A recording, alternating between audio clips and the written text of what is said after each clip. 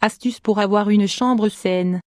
La chambre est l'endroit dans lequel le corps récupère ses énergies, c'est pourquoi il y a beaucoup de détails à prendre en compte. Dans cet article, nous allons vous donner quelques astuces étonnantes et surprenantes pour que vous puissiez transformer votre chambre en un espace sain et équilibré. Un espace propre et ventilé. Le nettoyage du foyer est fondamental et nous devrions le faire systématiquement avec des produits naturels. En réalité, aujourd'hui, nous pouvons nettoyer une pièce avec du citron, du bicarbonate de soude et du vinaigre. Cependant, la chambre demande une hygiène encore plus exhaustive si nous voulons avoir un sommeil tranquille et réparateur. Pour bénéficier d'un nettoyage complet, nous devons savoir que les environnements plus humides et chauds, souvent favorisés par les draps, les couvertures, les rideaux, les peluches, les matelas, les coussins ou les tapis sont les environnements où les acariens ont le plus de facilité à se reproduire.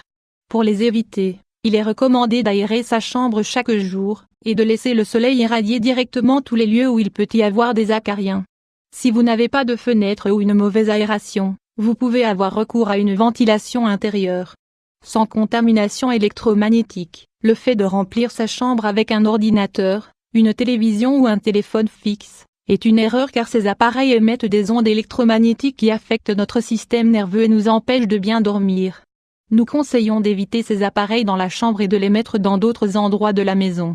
S'ils sont indispensables, le mieux est de les débrancher pendant les heures de sommeil, tout comme les connexions sans fil qu'il y a dans la maison.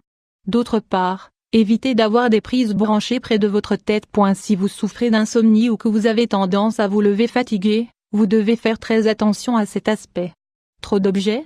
Étant donné que c'est le lieu de repos, mieux vaut éviter de remplir la chambre d'objets tels que les meubles, les cadres et les photographies, les livres, les poupées, les fournitures de travail, etc.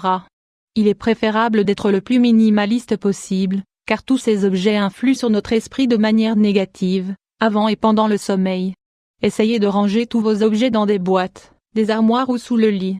Vous pouvez avoir quelques objets relaxants pour la vue, comme un cadre ou une bougie. Vous pouvez également opter pour une plante qui soit adaptée à l'intérieur de votre foyer.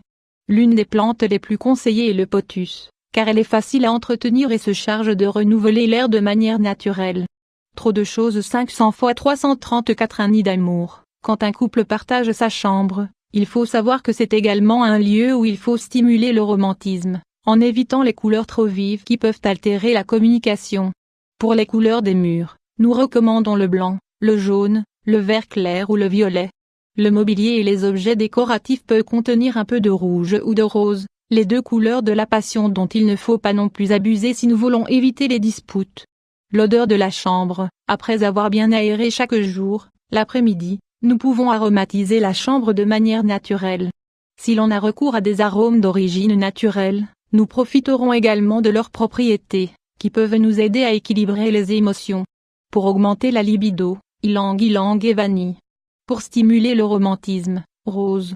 Pour nettoyer un environnement plein d'émotions négatives, romarin. Pour apporter de la fraîcheur, menthe. Pour apporter de la chaleur, gingembre. Pour stimuler la joie, arôme d'agrumes, surtout l'orange.